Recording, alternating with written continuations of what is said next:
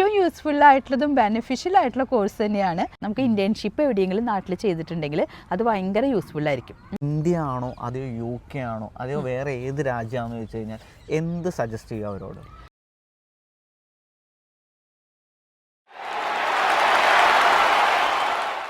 Hi friends, അബീസ് വിക്കയുടെ പുതിയ വീഡിയോയിലൂടെ എല്ലാവർക്കും സ്വാഗതം. അപ്പം ഇന്ന് നമ്മൾ ചെയ്യാൻ പോണ UK സൈക്കോളജീനെ പറ്റിയുള്ള ഒരു എൻ്റെ ചാനലിൽ തന്നെ ഫസ്റ്റ് വീഡിയോ ആണ്. നമുക്ക് പരിചയപ്പെട്ടിട്ട് നമുക്ക് വീഡിയോയിലോട്ട് പോകാം. എൻ്റെ പേര് ഡോക്ടർ ജസ്ന. ഞാനിപ്പോൾ കൗൺസിലിലാണ് വർക്ക് ചെയ്യുന്നത്. ബാൻഡ് 7 സൈക്കോളജിസ്റ്റായിട്ട് കൗൺസിലിൽ വർക്ക് ചെയ്യാണ് UK-ൽ. ശരിക്കും UK-ൽ വന്നിട്ട് എത്ര വർഷമായി? ഞാനൊരു 4 വർഷത്തോളമായി UK-ലേക്ക് വന്നിട്ട്. ഇതിനു മുമ്പ് എവിടെയാണ് വർക്ക് ചെയ്തപ്പോൾ? ഇന്ത്യയിലാണ്, കേരളത്തിലാണ് വർക്ക് ചെയ്തിരുന്നത്. ഓക്കെ.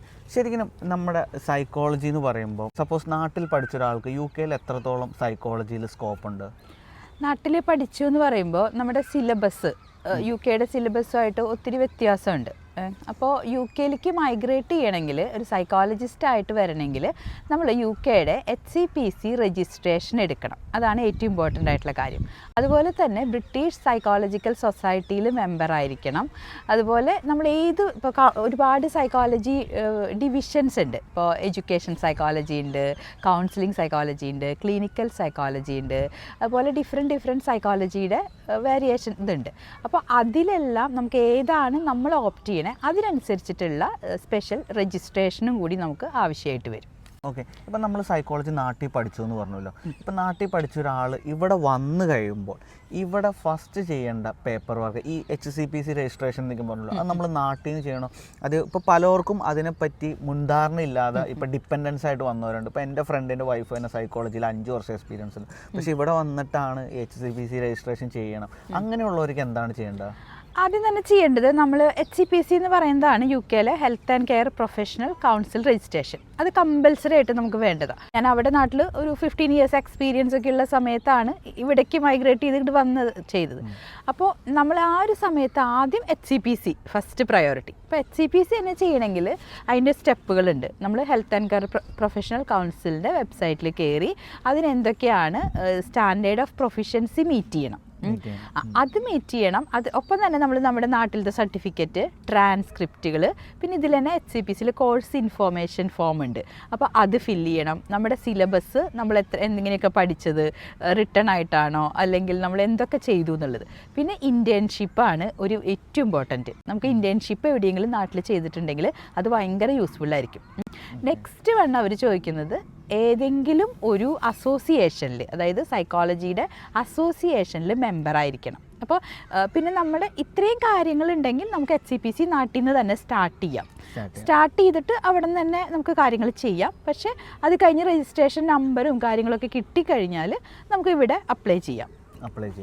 ഓക്കെ. നമ്മുടെ പല സ്റ്റുഡൻസും പറഞ്ഞ ഒരു മെയിൻ ചാലഞ്ചസ് എന്ന് പറയുന്നത്, നമ്മൾ പഠിച്ച മൊഡ്യൂൾസ് നമ്മൾ ഇവിടെ സബ്മിറ്റ് ചെയ്യണമെന്ന് പറയും. ഇവിടെ നമ്മൾ രജിസ്ട്രേഷനോ അല്ലെങ്കിൽ ജോബിന് പോകുമ്പോൾ ശരിക്കും നമ്മുടെ നാട്ടിൽ ഒരു പെർഫെക്റ്റ് മൊഡ്യൂൾ നമുക്ക് കിട്ടുമോ? അതിന് പെർഫെക്റ്റ് മൊഡ്യൂൾ കിട്ടുന്നുണ്ട്. പക്ഷേ നമുക്കിപ്പോൾ എനിക്കൊക്കെ വന്നിരുന്ന സ്ട്രഗിൾ എന്ന് പറഞ്ഞാൽ, ഇപ്പോൾ ഞാൻ കാലിക്കറ്റിൽ ചെയ്തിരുന്നത്, അപ്പോൾ എനിക്ക് സിലബസ് കിട്ടാൻ ഒത്തിരി ബുദ്ധിമുട്ടായിരുന്നു. കാരണം സിലബസ് ഞാൻ പഠിച്ച സമയത്ത് സിലബസ് ഒന്നും അവിടെ പ്രോപ്പറായിട്ട് ഉള്ള രീതിയിലായിരുന്നില്ല. പലതും മിസ്റ്റേക്കുകൾ ഉണ്ടായിരുന്നു, ടൈപ്പിംഗ് എറേഴ്സൊക്കെ ഉണ്ടായിരുന്നു. അപ്പോൾ ഞാൻ അതൊക്കെ ക്ലിയർ ആക്കി. കാരണം നമുക്ക് ഇവിടെ എന്ന് പറഞ്ഞാൽ ഓരോ വേർഡും ഇമ്പോർട്ടൻ്റ് ആണ്. അപ്പോൾ പഠിച്ച സിലബസിൽ എന്തൊക്കെയാണ് കവർ ചെയ്തത്, എത്ര മണിക്കൂർ അത് കവർ ചെയ്തു, അങ്ങനെയുള്ള ഇലോബറേറ്റ് ചെയ്ത് വേണം. ഇപ്പം നാട്ടിൽ നിന്ന് പറഞ്ഞാൽ അത്ര ഇലോബറേറ്റ് ചെയ്തിട്ടൊന്നും നമ്മളോട് ചോദിക്കില്ലല്ലോ. നമ്മൾ ആ കോഴ്സിന് ജോയിൻ ചെയ്യുമ്പോൾ മാത്രമാണ് സിലബസ് ചിലപ്പോൾ നോക്കിയാൽ ഉള്ള രീതിയിൽ നോക്കുകയുള്ളൂ. പക്ഷേ ഇവിടെ ആ സിലബസ് ഭയങ്കര ഇമ്പോർട്ടൻ്റ് ആണ്. അത് ഇലോബറേറ്റ് ചെയ്ത് നമ്മൾ പ്രോപ്പറായിട്ട് എഴുതി പ്രസൻറ്റ് ചെയ്യണം.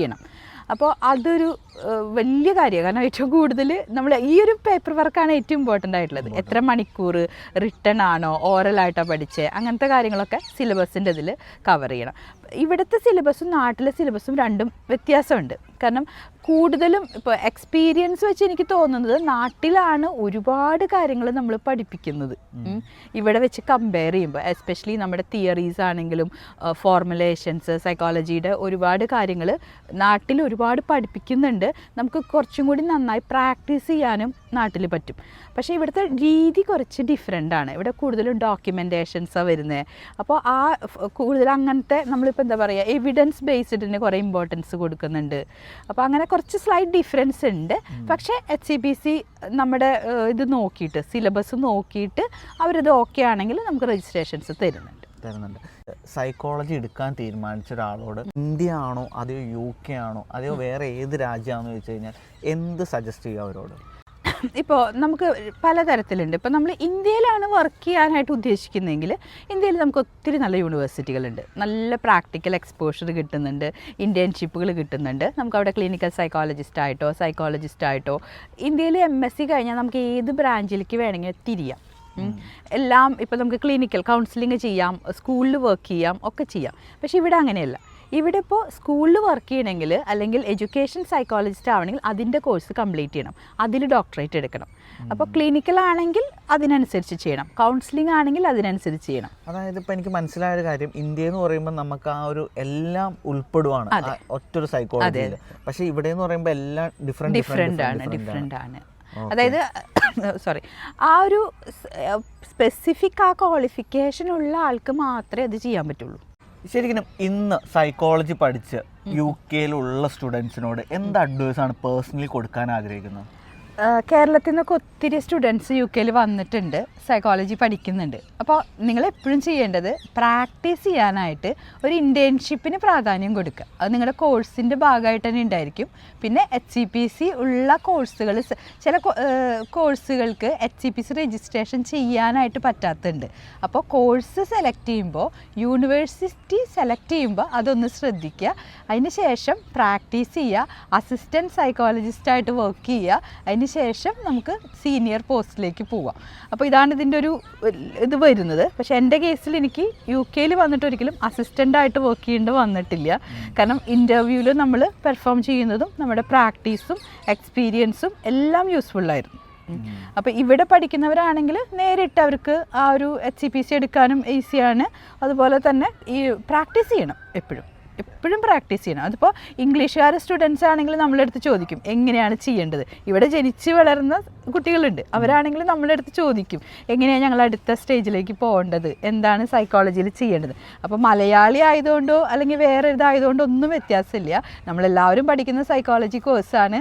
ഏറ്റവും യൂസ്ഫുൾ ആയിട്ടുള്ളതും ബെനിഫിഷ്യൽ ആയിട്ടുള്ള കോഴ്സ് തന്നെയാണ്.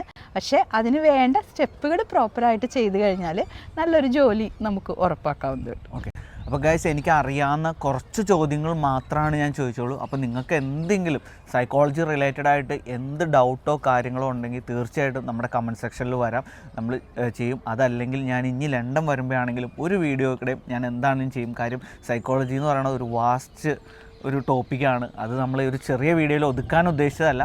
പക്ഷേ എന്താണെങ്കിലും മാഡത്തിനും ഇപ്പോൾ ഇനിയിപ്പോൾ ഓഫീസും കാര്യങ്ങളും ഉണ്ട്. അപ്പോൾ anyway it's me Abi signing off from Abi's UK channel. By.